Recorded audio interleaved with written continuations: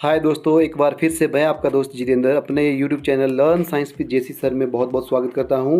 जैसा कि आप जानते हैं, हम चैप्टर नंबर 1 से लेके चैप्टर नंबर 11 तक क्लास 7 से साइंस के टॉप 25 मल्टीपल चॉइस क्वेश्चंस के वीडियोस डाल चुके हैं अपने चैनल में। आज बारी है आपके chapter number 12, that is forest, यानी वन, फॉरेस्ट अवर लाइफलाइन, वन हमारी जीवन रेखा, जो आपका चैप्टर नंबर 12 है क्लास 7 से।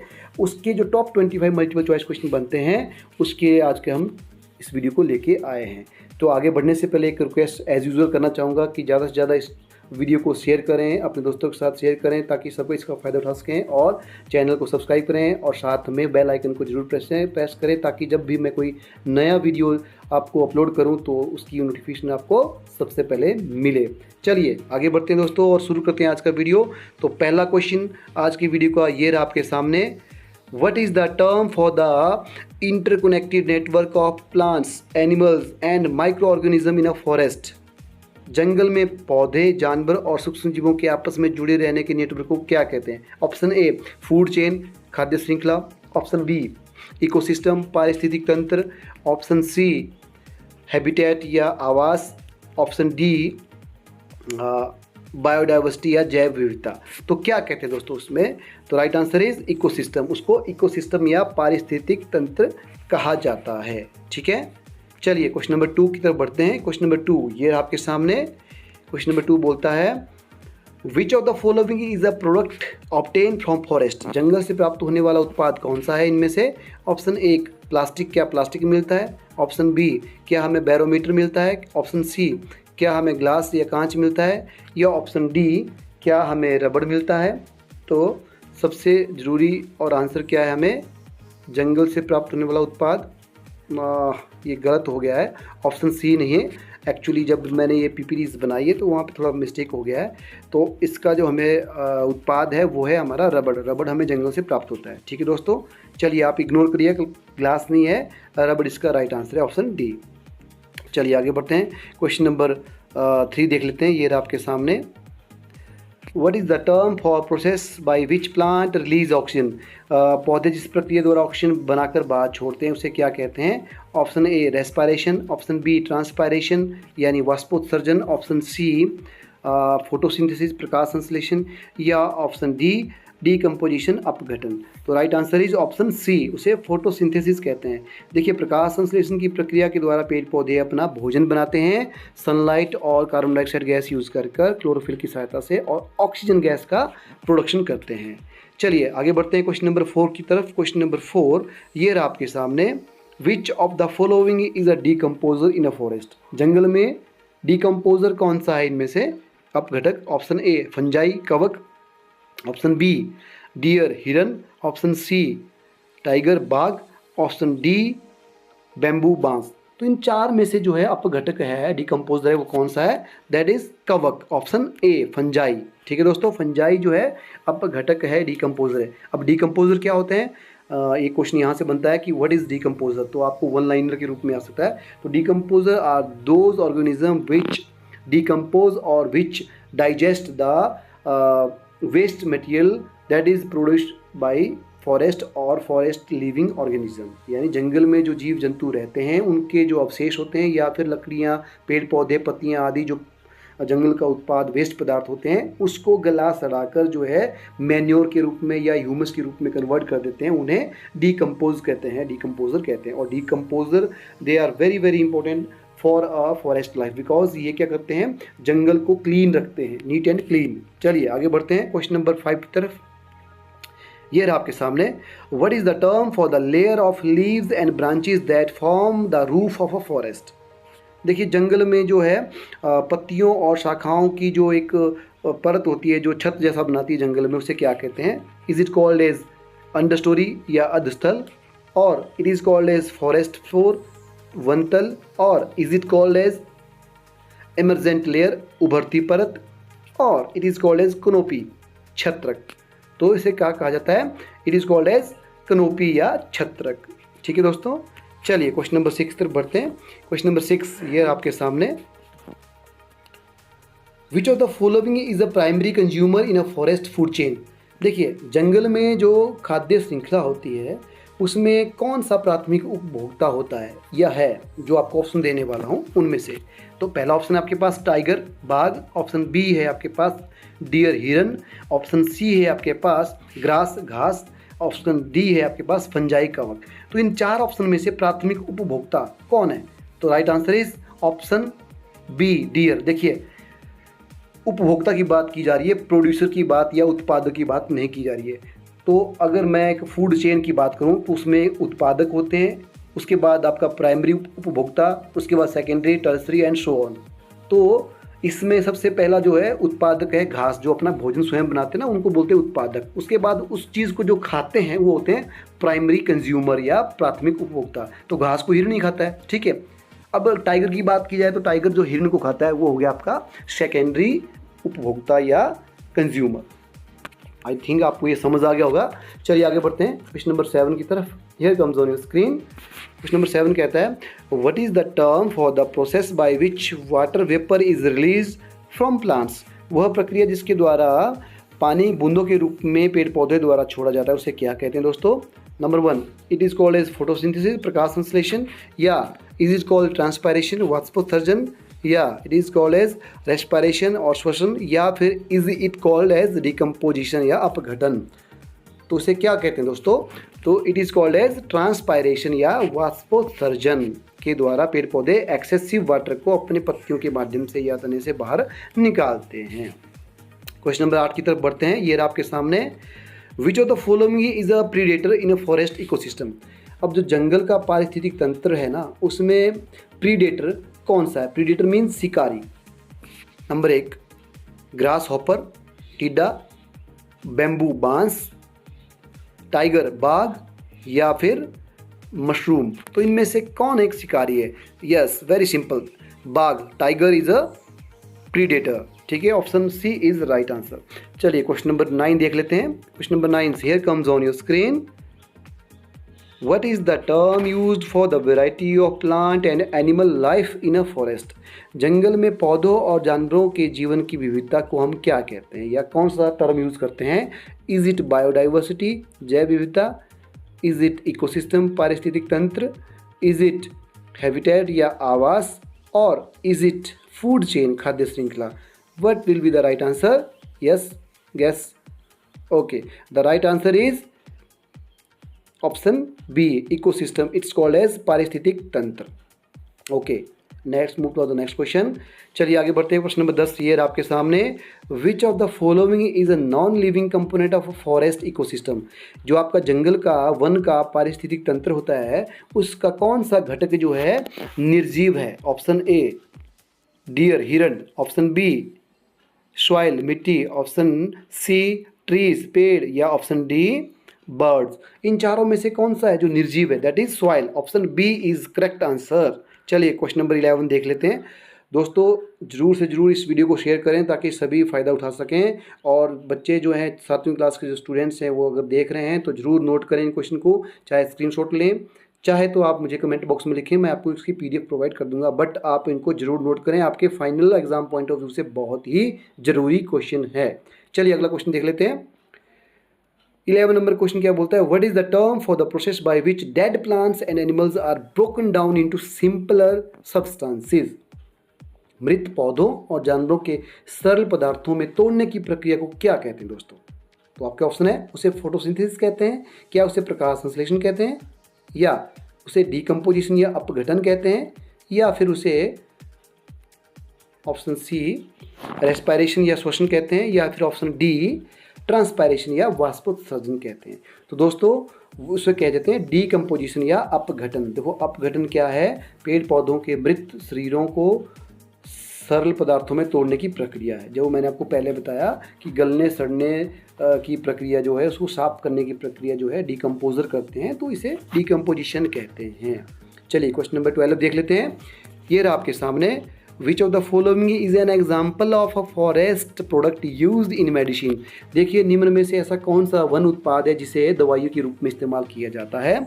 ऑप्शन ए है आपका रबड़, ऑप्शन बी है आपका नीम, ऑप्शन सी है आपके पास प्लास्टिक, या ऑप्शन डी है आपके पास ग्लास। तो ऑब्वियसली ग्लास और प्लास्टिक तो नहीं होगा, ए और बी में से राइट आंसर होगा, तो कौन सा होगा राइट आंसर? सोचिए। The right answer is option B, neem. ठीक है, चलिए क्वेश्चन नंबर 13 देख लेते हैं। ये रहा आपके सामने क्वेश्चन नंबर 13। क्या कहता है? What is the term use for the natural home of an animal और प्लांट?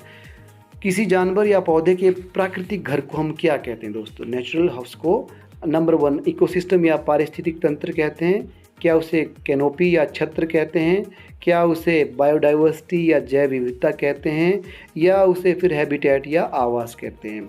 तो एनिमल का जो नेचुरल होम होता है, जहाँ पे वह रहता है अपने लिविंग एंड नॉन लिविंग जो फैक्टर है उनके साथ, उसे उसका हैबिटेट या आवास कहा जाता है।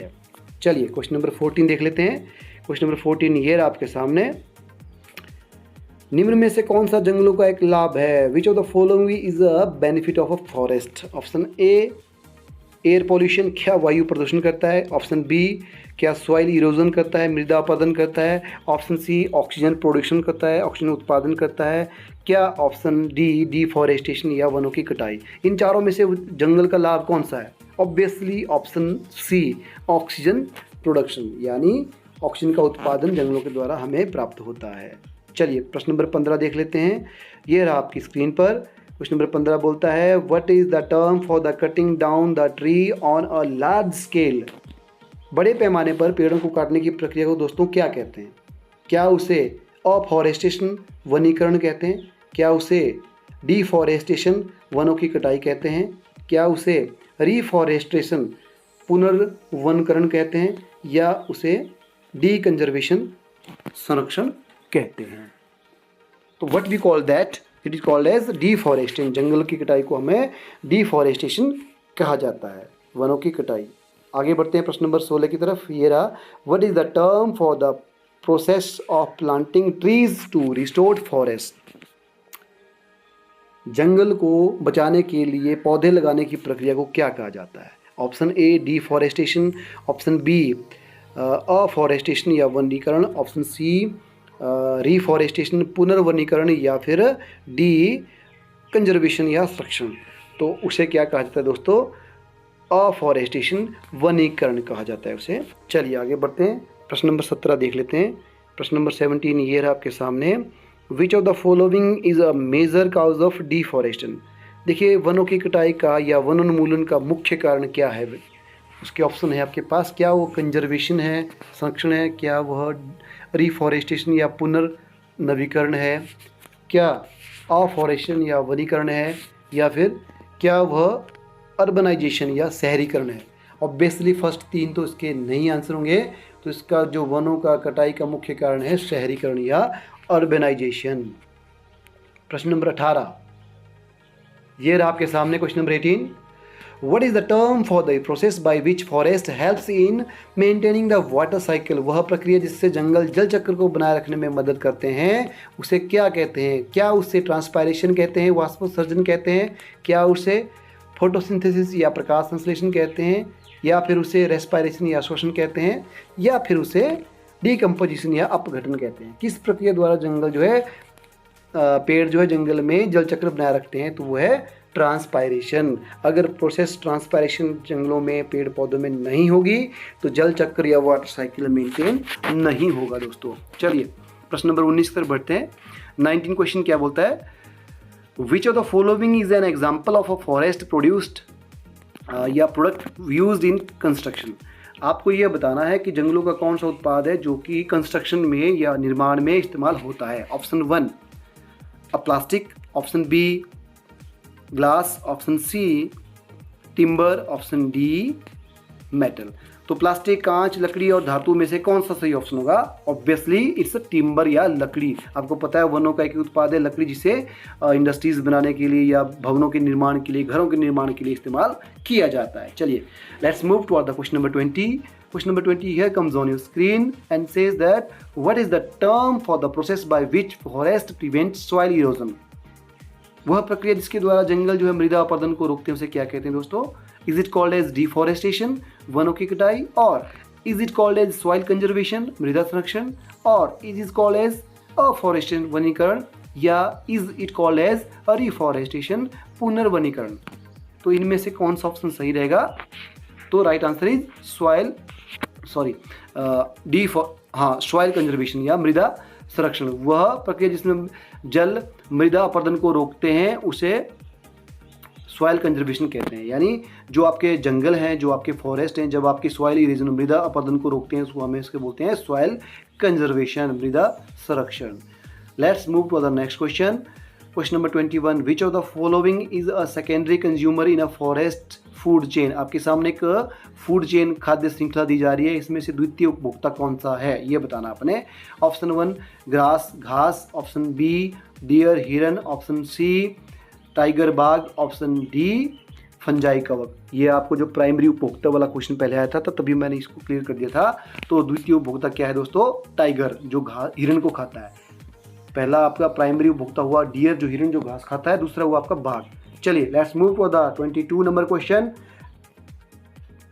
and it states that what is the term for the process by which forest regulate the earth's temperature।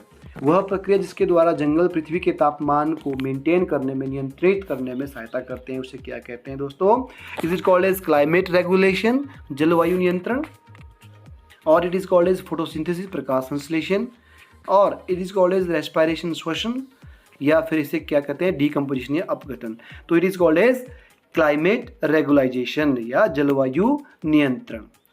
We are reaching to the last 3 question, that is question number 23। Here comes on your screen. Which of the following is an example of a forest product used in paper production. देखिए paper production, कागज निर्माण में जंगल का कौन सा उत्पाद इस्तेमाल होता है? Option A plastic, option B glass, option C bamboo, option D metal. तो बिल्कुल आसान क्वेश्चन है। प्लास्टिक, ग्लास और मेटल तो इस्तेमाल नहीं होता, ना ही हमें जंगल से प्राप्त होते हैं। तो राइट ऑप्शन इज बैम्बू या बांस। बांस जो है पेपर इंडस्ट्रीज में पेपर बनाने के बहुत से काम आता है। क्वेश्चन नंबर 24 ये रहा आपके सामने। What is the term for the process by which forest provide shelter to wildlife. वह प्रक्रिया जिसमें जंगल या वन्य जीवों को आश्रय प्रदान करते हैं उसे क्या कहते हैं? क्या उसे डिफॉरेस्टेशन कहते हैं, वनों की कटाई कहते हैं, या उसे हैबिटेट क्रिएशन, आवास निर्माण कहते हैं, या उसे अफॉरेस्टेशन, वनीकरण कहते हैं, या फिर उसे रिफॉरेस्टेशन, पुनर्वनीकरण कहते हैं? तो उसको कहते हैं हैबिटेट क्रिएशन या आवास निर्माण। Okay दोस्तों, we are reaching toward the last question of this video. Question number 25. Here comes on your screen. Which of the following is a renewable source of obtained from the forest? देखिए जंगल से प्राप्त होने वाला उत्पाद जो कि एक नवीकरणीय स्रोत है वह कौन सा है? Option A glass, option B wood, option C plastic, option D metal. Obviously option B लकड़ी और wood is the right answer, क्योंकि यही हमें जंगल से प्राप्त होती है और यह ऊर्जा का नवीकरणीय संसाधन भी माना जा सकता है। क्यों? क्योंकि ऊर्जा का नवीकरण संसाधन वो संसाधन हुआ जो बार बार इस्तेमाल किया जा सके। तो इसको हम पेड़ को बार बार लगाएंगे तो ऑब्वियसली नवीकरणीय हुआ और एक पेड़ में बहुत सारी लकड़ी हमें प्राप्त होती है। तो इसी के साथ दोस्तों इस वीडियो को यहीं ख़त्म करते हैं। आई होप आप सभी दोस्तों ने, व्यूवर्स ने और मेरे जो 7th क्लास के स्टूडेंट्स हैं उन्हें top 25 question of chapter number 12 forest our lifeline अच्छे से समझ आए होंगे, आपने अच्छे से नोट किए होंगे। मिलते हैं बहुत जल्द। तो इस वीडियो को यहीं ख़त्म करते हैं। Thank you for watching my video and being with me. I will write back with soon with the next chapters video. तो मिलते हैं जल्दी दोस्तों। अपना ध्यान रखिए, पढ़ाई करते रहिए और सुरक्षित रहिए। जय हिंद दोस्तों।